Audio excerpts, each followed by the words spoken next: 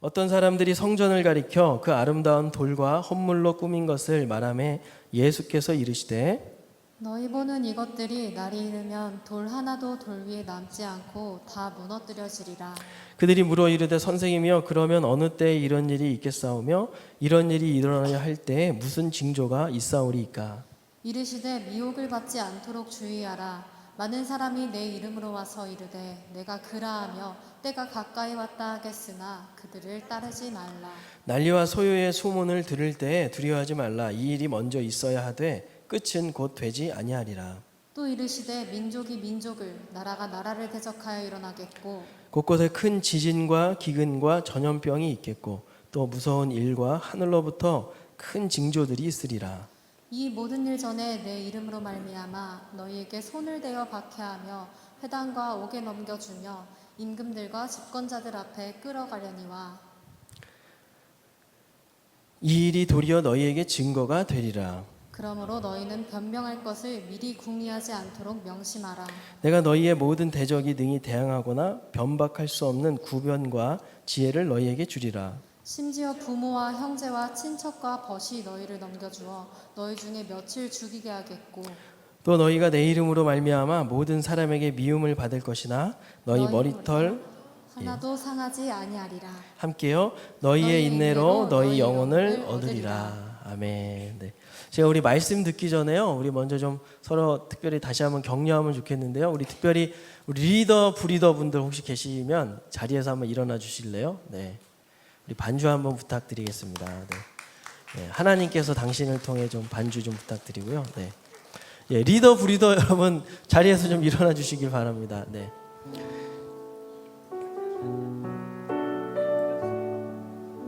네. 여러분 코로나가 언제 끝날지 몰라요. 그래서 지금 언제나 끝날까 하는데 벌써 8개월 지금째 되고 있습니다. 우리 모두 다 힘들지만 특별히 리더 브리더 우리 많이 정말 많은 수고를 하고 있어요. 여러분 온라인 셀 모임 해봐서 알지만 굉장히 어색하잖아요. 예, 저도 많이 어려운데 우리 여러분들은 오죽하시겠습니까? 그럼에도 우리 리더 브리더 우리 엘더들도 한번 일어나 주실래요? 자리에서 엘더들도 임원들도 좀 일어나 주시고 네. 아니, 사역 팀장도 다 일어나는 게 좋겠네요. 네. 어쨌든 이분들이 안 보이는 곳에서 이렇게 섬겨 주시고 또 여러분 셀에서 구심점 역할을 또 잘 해주셔서 우리 공동체가 이렇게 든든히 설 수 있는 것 같습니다. 겨울 수련회, 여름 수련회 못했어요. 많이 아쉽지만 그래도 우리가 이렇게 코로나로 인해서 어려움이 있지만 우리가 언택트가 아닌 어떻게든 컨택트 할 수 있도록 우리 리더 브리더들 정말 축복하고 또 함께 마음을 모으는 마음으로 정말 이들에게 정말 마음을 다해서 우리 격려의 박수, 축복의 박수 하면 좋겠습니다. 네, 감사합니다. 우리 자리에 앉아주시면 좋겠습니다. 네, 오늘 기도하는데 갑자기 그런 감동이 생겨서 특별한 시간을 가져보았습니다. 네, 찐을 추구하는 레알 벌써 3번째 시간이 되었습니다.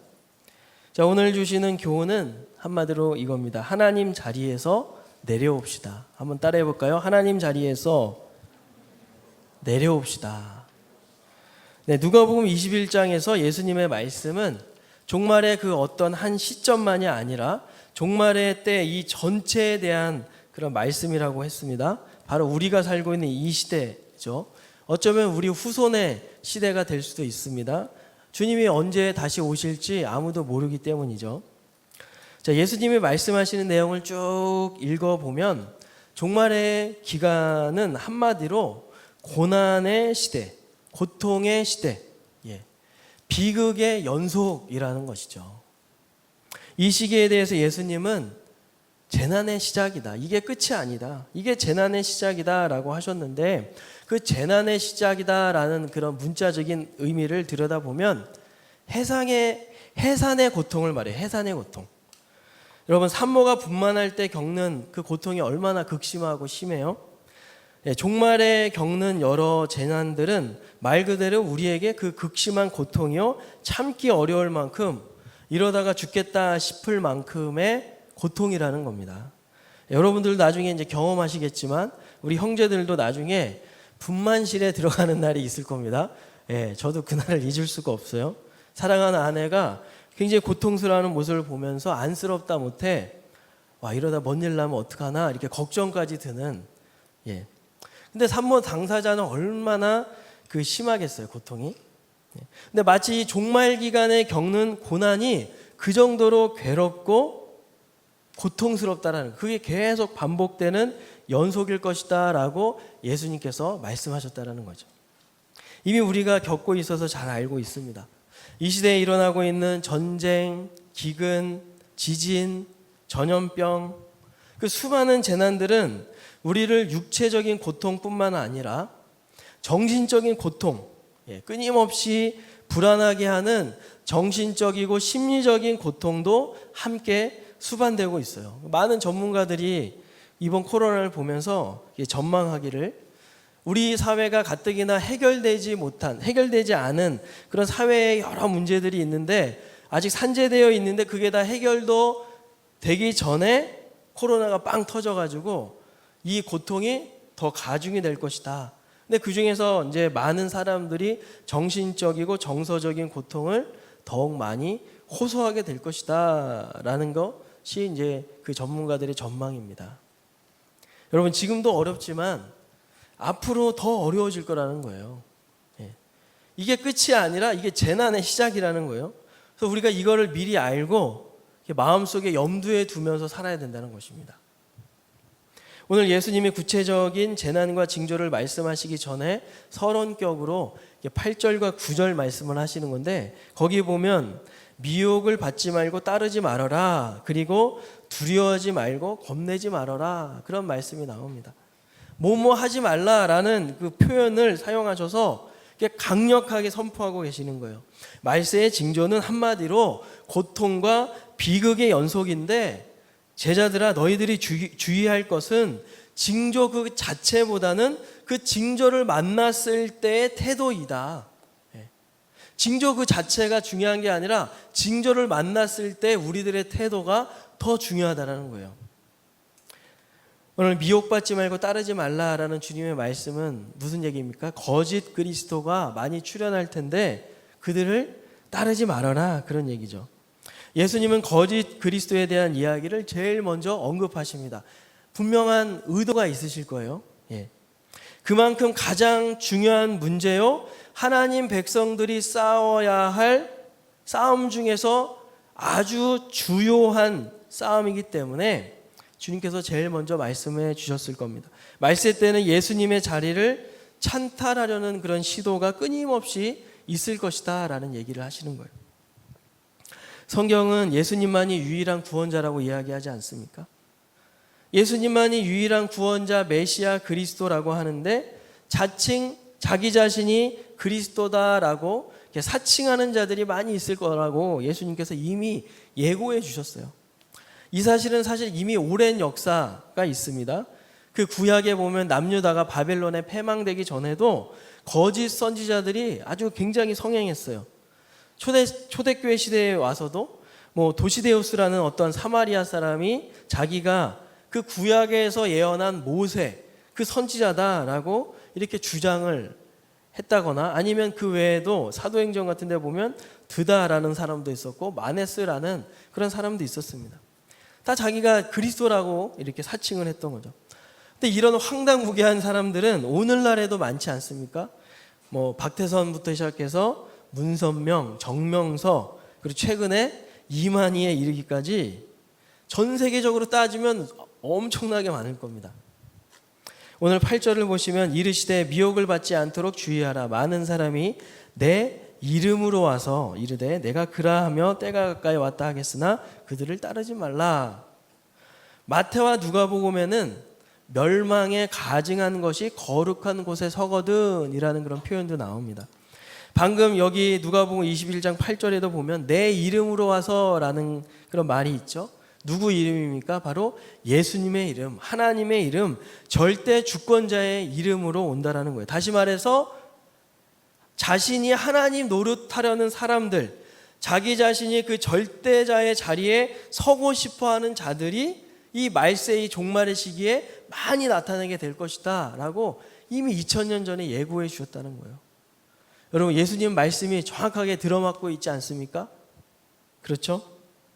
여러분, 우리가 얼핏 생각하기에는 이 얘기는 어떤 이단이나 사이비 종파에게만 해당되는 그런 말씀 같아요. 하지만 우리가 좀 더 깊이 한번 생각해 보면 그 이상을 말씀하시는 것이다 라는 것을 우리가 알 수가 있습니다. 주님은 제자들과 오늘날 그 예수님을 믿는 성도들에게 하시는 말씀이에요. 마치 이런 거죠. 종말의 때를 살아가는 제자들아, 성도들아, 끊임없이 반복될 고난의 싸움이 너희들에게 있을 것인데 그 중에서 하나님 백성에게 있어서 아주 중대한 싸움은 바로 이것이다.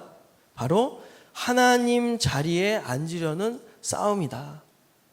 바로 그 싸움이라는 거예요. 사이비 이단 교주만의 일이 아니라 하나님을 믿노라 하는 그런 우리 자신들이 그 하나님의 자리에 앉으려는 그 싸움, 그것이 우리들이 싸워야 될 주요한 싸움이 될 것이다 라고 주님이 말씀하신다는 거죠. 자신도 모르게 어느새 다른 무언가로 하나님 자리를 내어주는 일, 그게 돈이 될 수도 있고 명예가 될 수도 있고 학력이 될 수도 있고 세상의 야망과 성공이 될 수도 있겠죠. 어떤 사람이 될 수도 있을 것입니다. 아니면 내 자신이 될 수도 있겠죠. 여러분, 우리가 하나님 하면 어떤 분으로 인식합니까? 성경에 보면 하나님은 왕이시요, 공급자시요, 인생의 보장자시요, 보호자시요, 인도자시요, 그리고 주권자, 주관자라고 이렇게 말씀하고 있지 않습니까?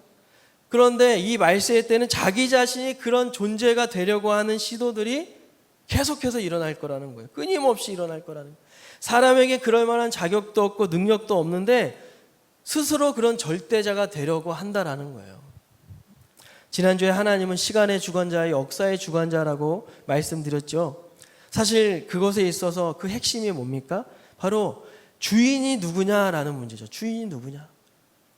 바로 오늘 이 메시지와도 연관이 되는 것입니다. 예수님은 말세 기간에 하나님 백성이 당면하게 될 가장 주요하고 치열한 큰 싸움이 있는데 그것은 다름 아닌 누가 너의 주인이냐?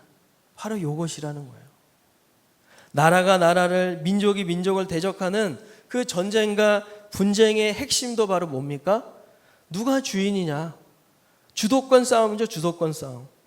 우리 인생에 있어서도 마찬가지라는 거예요. 내 인생, 나에게도 동일한 이 주도권 싸움.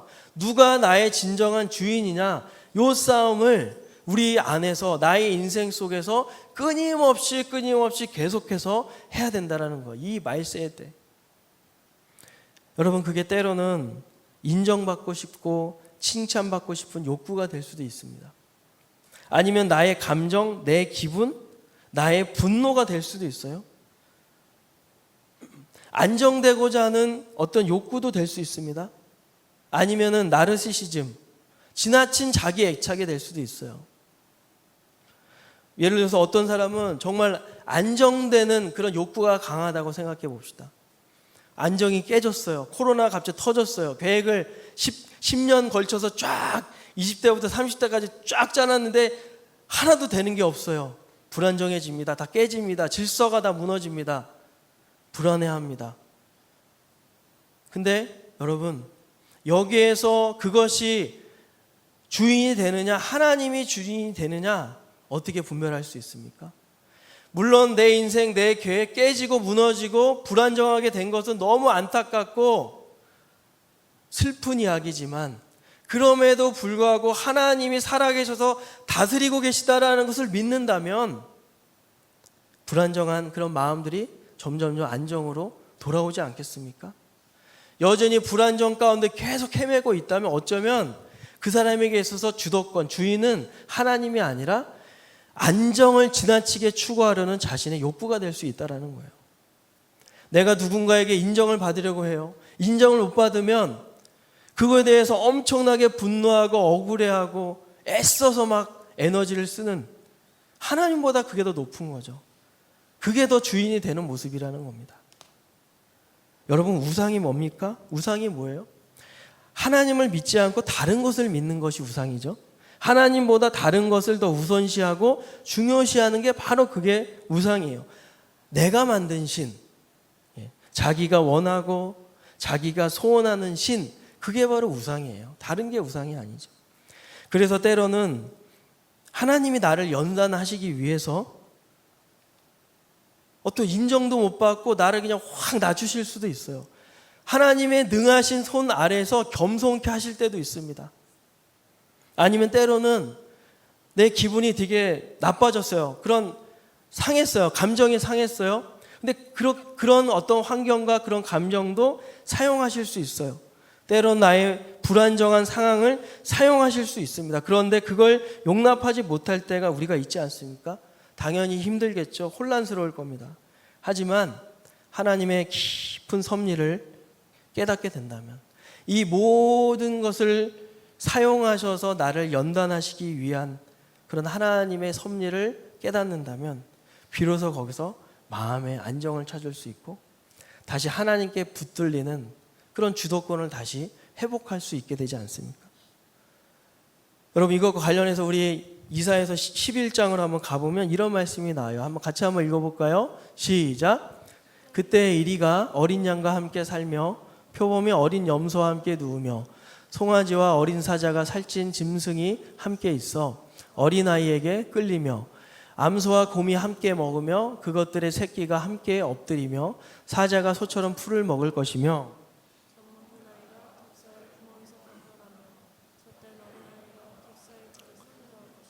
독사의 굴에 손을 넣을 것이라. 내 거룩한 산 모든 곳에서 해됨도 없고 상함도 없을 것이니 이는 물이 바다를 덮음같이 여호와를 아는 지식이 세상에 충만할 것임이니라. 아멘. 자, 이게 바로 뭐냐면 메시아가 오셔서 통치하는 그 세상, 그 결과를 보여주고 있는 거예요. 여기 보면 어때요? 어린 양, 이리가 어린 양과 함께 산대요. 표범이 어린 염소와 함께 눕는데요. 뭡니까? 이 상황이 서로 적대감이 사라진 평화로운 그런 상황을 말하는 거죠. 평화로운 상황, 평화로운 세상의 모습, 정말 이상적인, 정말 유토피아 같은 그런 모습이 그려져 있습니다. 그리고 끝에 가보면 어떻게 나와요? 물이 바다를 덮음같이 여호와를 아는 지식이 어떻대요? 세상에 충만할 것임이니라. 어떻게 평화로운 세상이 될 수 있는가? 어떻게 이 세상에 고통이 사라지고 비극이 없어지고 온전한 평안과 평화와 행복 가득한 세상이 될 수 있느냐? 바로 메시아의 의로운 통치가 있을 때 가능하다라는 것을 이사야 이 설을 통해서 알려주고 있는 겁니다. 다시 말해서 그런 나라는 하나님의 통치를 받는 자들이 하나님께 항복한 결과로 주어진다는 거예요. 그걸 가리켜서 여기서는 여호와를 아는 지식이 충만해질 것이다 라고 표현하고 있는 거예요. 이 말의 의미는 무슨 얘기냐? 우리 하나님은 이 이상적인 이 하나님 나라에 하나님의 백성들을 들이시고 채우실 때 적당히 타협해서 일상에서는 전혀 아닌데 교회에서는 그럴듯하게 보이면 되는 그런 사람들이 아니라 삶은 전혀 그렇지 않은데 교회에서만 그럴듯하게 예배드리는, 마치 예수님 이 성전 너무 멋지고 웅장하지 않습니까? 이렇게 착각하고 있는 사람들로 채우시겠다라는 게 아니라 자기 독생자 예수 그리스도를 십자가에 죽여서 희생시킬 만큼 그로 인해서 백성들의 속사람을 변화시키시고 그것이 그의 인격으로 나타나고 삶으로 드러나는, 하나님이 통치하심으로 그의 인생 가운데 역사하시고 그의 인격 가운데 역사하시는 것이 그대로 드러나는 그런 방식으로 그렇게 만드시고 변화시키신 사람들로 이 이상적인 나라를 채워가시겠다, 드러내 보이시겠다, 구현해 내시겠다, 이 세상 가운데 나타내 보이시겠다, 그 말씀하시는 거예요. 여러분, 행위 구원을 말하는 게 아닙니다. 이렇게 해야만 구원을 주겠다 그 얘기하는 게 아니라 하나님께서 우리 평생에 걸쳐서 그런 방식으로 일하시겠다라는 거예요. 때로는 우리 성공과 실패와 기쁨과 슬픔, 좌절, 배신, 또 나의 죄의 타협, 심지어 죽음까지도 하나님께서 이용하셔서 때로는 죄에 넘어지기도 하고 이런 병신같이 바보같이 자책하기도 하고 그러면서 하나님께 울고불고 회개하기도 하고, 그러면서 하나님은 그래 다시 시작해보자, 내 손 잡고 다시 나아가보자, 일어나라, 함께 가자, 이렇게 말씀하시면서 그런 과정을 통해서 우리가 하나님께 항복시키게 하셔서 하나님, 이제는 하나님 아니면 안 될 것 같습니다, 그런 고백과 함께 그 인생의 주도권을 누구에게요? 바로 하나님께 이양할 때까지 이런 모든 상황들을 다 사용하셔서 그렇게 빚으시고 인도하시겠다는 거예요. 그게 바로 하나님이 이 종말의 때 그런 재난 가운데 그 일을 하시겠다는 겁니다. 하나님은 사람들이 하나님을 우상과 같은 존재로 여긴다면 그 점에 대해서는 하나님은 1%도 절대 타협하지 않겠다고 하시는 거예요. 우리가 이렇게 기도할 때가 있잖아요. 하나님, 머리가 될지언정 절대로 꼬리가 되지 않게 하여 주옵소서. 하나님, 꾸는 자가 아니라 어떻게 해요? 꾸어주는 자가 되게 하여 주옵소서. 우리가 이런 기도 많이 하죠. 그런데 여러분, 우리가 주의해야 돼요. 이게 자칫 잘못되면 은근슬쩍 하나님을 내가 원하는 걸 채워주는 그 요술 램프의 지니와 같이 하나님을 그렇게 여길 때가 있다는 것입니다. 무엇이에요? 하나님도 우상으로 만들어버리는 게 우리라는 것입니다. 하나님은 그거를 절대로 용납하거나 그 점에 있어서 타협하지 않겠다. 나는 결코 그런 하나님이 되지 않겠다라는 거예요. 그저 인간의 필요와 소원을 채우는 자로 너희들 가운데 서 있고 싶지 않다라는 것입니다. 하나님은 어떻게 일하세요? 하나님의 통치를 받는 방식으로. 마치 애굽의 그 10가지 재앙에서 보여주듯이, 여러분 출애굽할 때 10가지 재앙 이야기 아시죠? 그 10가지 재앙에 나오는 그 이슈들이 뭡니까? 당시 애굽에서 신으로 받들고 있던 거예요. 애굽이 나일강을 최고의 신으로 여길 때 나일강을 핏빛으로 만들어버리는, 나일강을 그냥 제압해버리시는 그들이 생각하는 모든 우상 그 위에서 역사하시는 하나님을 이심을 보여주시는, 그렇게 출애굽시키는, 그렇게 인생의 우상을 하나씩 하나씩 허무시면서 마침내 하나님 앞에 나와 설득당하고 항복하게끔 하시겠다. 그게 하나님 일하시는 방식이라는 겁니다. 그래서 결국 하나님의 방식으로 인생을 살아가게끔 만들겠다, 그렇게 가르치겠다. 하나님은 그렇게 말씀하시는 겁니다. 하나님만을 의지하도록 하시겠다. 우리의 인생의 시간이라는 것은 바로 그래서 필요한 것입니다. 여러분, 사람이 굉장히 복잡하잖아요. 그렇죠? 하나님은 이렇게 하루아침에 뚝딱 해가지고 이렇게 하지 않으세요. 하나님은 그렇게 인격적이시고 우리를 그만큼 기다려주시는 거예요.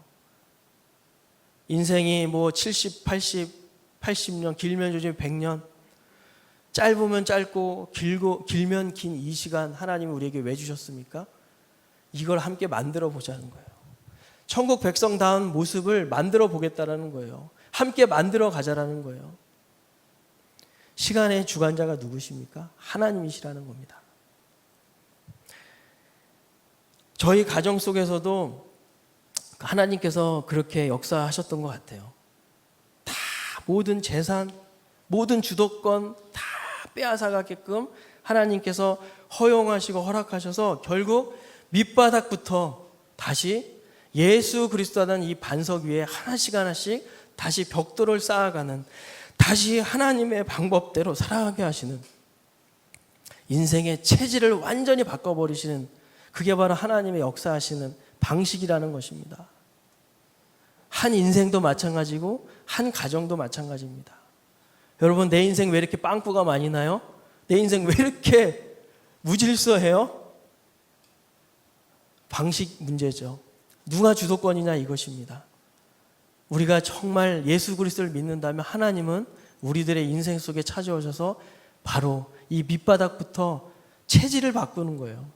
한약을 먹으면 우리의 체질을 바꿔서 병을 고치듯이 하나님은 우리 인생의 여러 가지 상황들을 통해서 개입하셔서 우리의 체질을 바꾸셔서 마침내 하나님만 의지하며 사는 인생으로 바꾸시겠다는 거예요. 왜 가정에 여러 가지 갈등이 많습니까? 어떤 표면적인 문제, 그거 하나 고친다고 절대로 바뀌지 않습니다. 하나님이 우리 가정 속에서 끊임없이 그 일을 하시겠다라는 거예요.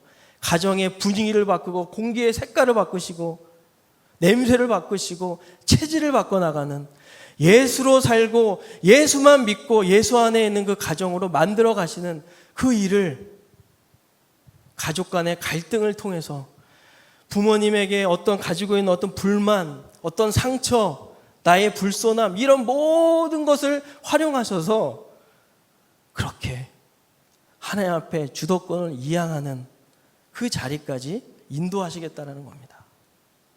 여러분, 이 싸움을 주님과 함께 싸워 보시겠습니까? 하나님과 세상의 헛되고 거짓된 것 사이에서 깨닫고 실패하고 회개하고 돌이키는 기회, 그게 바로 우리의 인생이란 시간이라는 것입니다. 하나님은 우리의 고난을 그렇게 사용하시겠다는 겁니다. 왜냐? 인간은 다른 피조물과 다르기 때문에. 인간은 하나님의 형상으로 지어진 고귀하고 고급한 존재이기 때문에 하나님이 그런 인생이라는 시간을 통해서 그 존재 다음을 만들어 가시겠다라는 거예요. 얼마나 위대한 비전입니까? 여러분, 이 현대 세상은 어때요? 우리 인간을 실용성, 어떤 유용성의 가치로 우리를 판단하죠. 이해타산적으로 계산을 해서 우리의 가치를 매깁니다. 그렇지만 하나님 보실 때는 이미 우리는 우리 존재 자체로 다른 그 어떤 피조물과도 비교할 수 없는 그 자체로 존귀하고 고급한 존재라고 말씀하시는 거예요. 절대 유물론에서는 발견할 수 없는 진리가 성경 안에 있다라는 것입니다. 하나님은 하나님 백성인 우리에게 이 세상에서 어떤 우위를 차지하고 높아지고 힘을 가지게 하시는 그런 방식이 아니라, 비록 고난과 핍박과 때로는 수모와 실패와 박해를 통해서라도 하나님이 원하시는 수준으로 만들어 가시겠다라는 거예요. 하나님은 우리를 향해서 세상에서 쓸모있는 존재, 유용한 존재, 어떤 잘 팔리는 존재가 되라는 게 아니라 오히려 그런 세상을 버리고 하나님을 선택하는 자가 되라는, 인생의 기가 막힌 그런 선택의 기로 속에서도 하나님을 선택해가는 거룩한 그런 선택을 통해서 만들어 가시는 그 멋지고 위대하신 인생 함께 만들어 보자는 것이죠. 우리 평생에 걸쳐서 이 작업을 하시겠다라는 것입니다. 그 안에서 우리는 아픔도 있고 슬픔도 있고 배신도 있고 후회도 있을 것입니다. 낙심과 낙담의 반복 속에서 하나님은 우리를 끊임없이 설득해 오시는 거예요. 그게 바로 우리의 인생이고 바로 이 종말의 시기라는 것입니다. 사랑하는 여러분, 하나님은 종말 시기에 재난이나 어떤 환경이 중요한 게 아니라 하나님의 관심은 항상 우리라는 거예요. 하나님의 백성이라는 사실을 여러분 기억하시기 바랍니다. 예수 그리스도를 믿는 그 제자들, 하나님을 믿는 그 백성들이 하나님 관심의 대상이요, 초점의 대상임을 여러분 잊지 마시기를 주님의 이름으로 축원합니다. 여러 재난이 있을 거예요. 계속해서 있을 겁니다. 더 무시무시한 것들이 앞으로 우리를 계속 기다리고 있을 거예요. 그렇지만 하나님은 자기 백성들을 보호하실 겁니다. 하나님의 날개 아래로 지키시고 보호하십니다. 그래서 오늘 누가복음 21장 18절에서는 너희 머리털 하나도 상하지 않겠다라고 예수님이 그렇게 표현하시는 거고, 마태복음에서는 택하신 자들을 위하여 그 재난의 날들을 감하시리라.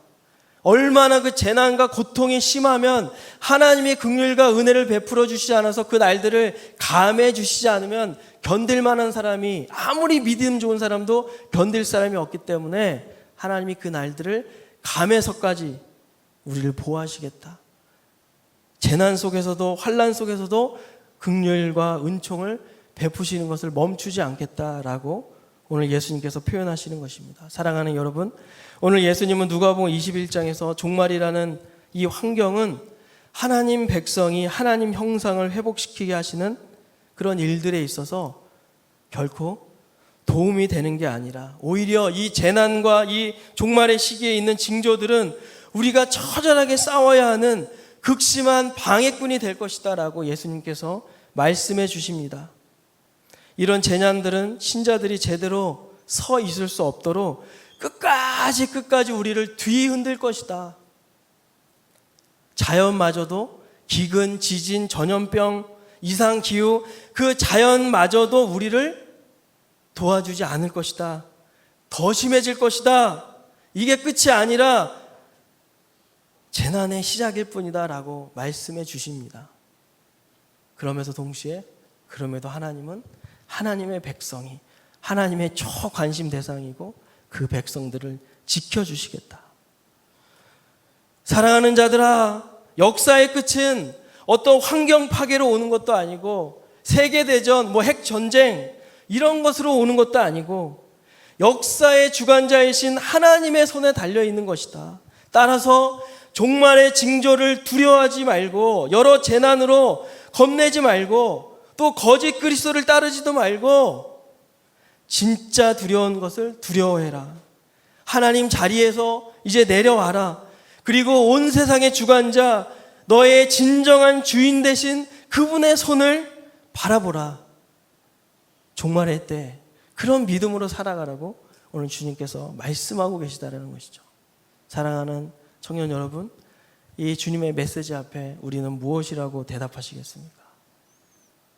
우리 시간 다 함께 일어나서 우리 기도하기 원합니다.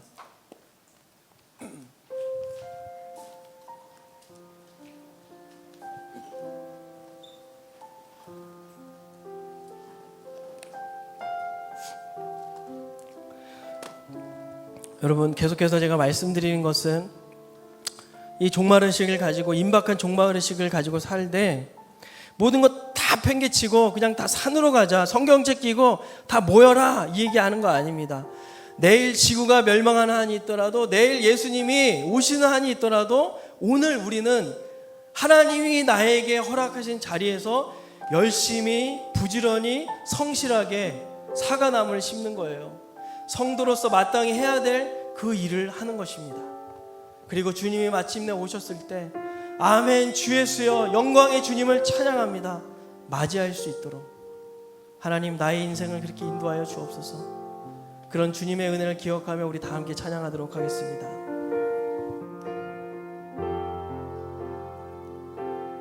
하늘에 나는 새고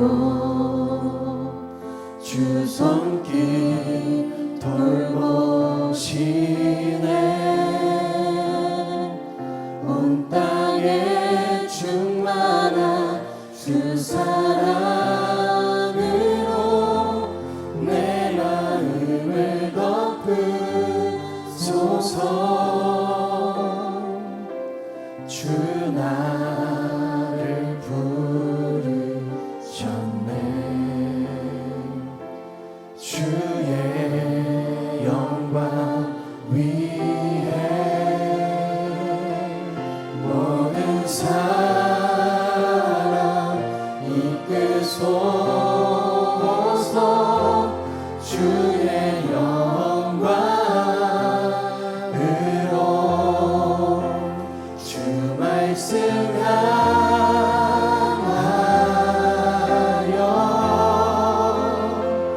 달려가리라.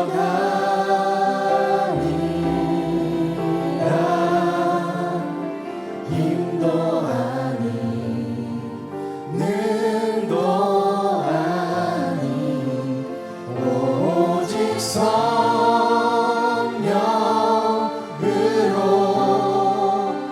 주 얼굴 향하여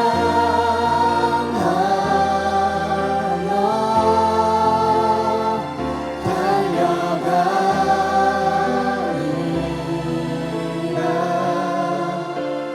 오 주의 영광 안에 살게 하소서. 우리 시간 다 함께 기도할 때 여러분 지금 여러분들 마음속에 염려하고 있는 거, 걱정하고 있는 거 무엇입니까? 오늘 예배 드리는데 정말 예배에 집중하지 못하게 하리만큼 정말 속상한 일, 나를 괴롭히는 일, 정말 어려움이 무엇입니까? 하늘에 나는 새도 돌보시는 하나님, 이 재난 속에서도 여전히 돌보시고 지키시는 그 긍휼의 하나님 앞에 시간 다 털어놓읍시다. 하나님 용서해 주시고, 하나님 해결해 주시고, 인도해 주십시오. 우리의 여러 가지 걱정과 염려를 주님 앞에 이 시간 다 올려드리도록 하겠습니다. 여러분 충분히 기도하십시오. 충분히 기도하십시오. 다 함께 기도합니다. 오 주님, 오 주님, 오 주님,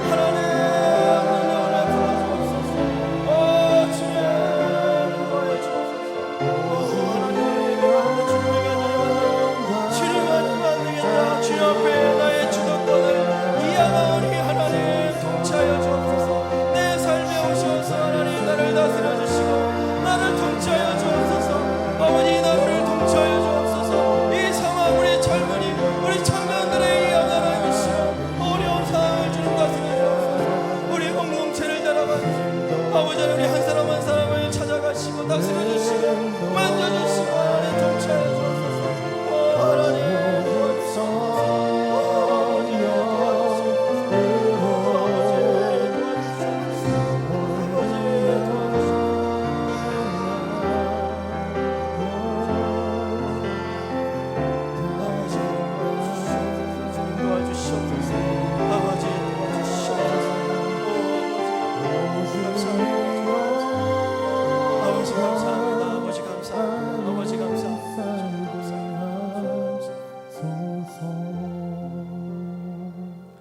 하나님, 오늘 주 앞에 예배하는 우리 모든 심령들마다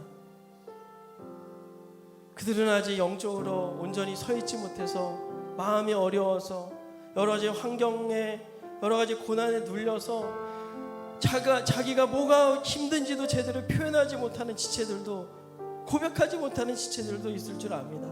하나님 모든 것을 아시오니 주님의 평안으로, 주님의 능력으로 다스려 주시고 찾아가시고 안아주시고, 일어나라, 내 손잡고 다시 한번 나아가보자, 재난이 두렵냐, 미혹되고 있느냐, 겁내지 말아라, 두려워하지 말아라 말씀하시고, 주님 긍휼을 베풀어 주시고 회복의 은총을 베풀어 주시고 치유하여 주시고 만져주시고, 아버지 새롭게 하여 주시옵소서. 소망을 바라볼 수 있게 하여 주옵소서. 아버지 능력을 베풀어 주시옵소서. 치유하시고 회복하시는 하나님의 놀라운 은혜, 이 재난 속에서도 여전히 우리를 지키시고 보호하시는 그 하나님을 경험할 수 있도록 아버지 도와주시옵소서. 마음이 상한 자 있습니까? 고통스러워하는 자 있습니까? 내일이 막막한 자 있습니까? 하나님 만나주시고 찾아가시고 하나님 위로하여 주시옵소서. 우리가 이 재난의 때에 정말 주님 앞에 우리의 주도권을 이양해 드립니다. 하나님 우리의 주인 되십니다. 나의 주인이요, 내 인생의 주인이요, 내 시간과 나의 물질과 나의 젊음과 나의 모든 인생의 주인 되신 하나님, 주님께서 받아주시고 주님이 내 삶에 오셔서 일하시고 하나님이 그렇게 찬란한 영광으로 계획하신 것들을 이루어 주시고 성취하여 주시옵소서. 지금 우리 주 예수 그리스도의 은혜와 하나님의 사랑과 성령의 교제 교통하심이 오늘 하나님 앞에 나의 인생의 주도권을 이양하며 하나님의 다스림을 받으며 살아가겠노라고 결단하는 모든 심령들 머리머리 위에 가정과 학업과 정말로 괴로워하는 그 고통과 고난 위에 그리고 이 코로나 이 상황 가운데 영원토록 함께 계시기를 주님 축원하옵나이다. 아멘.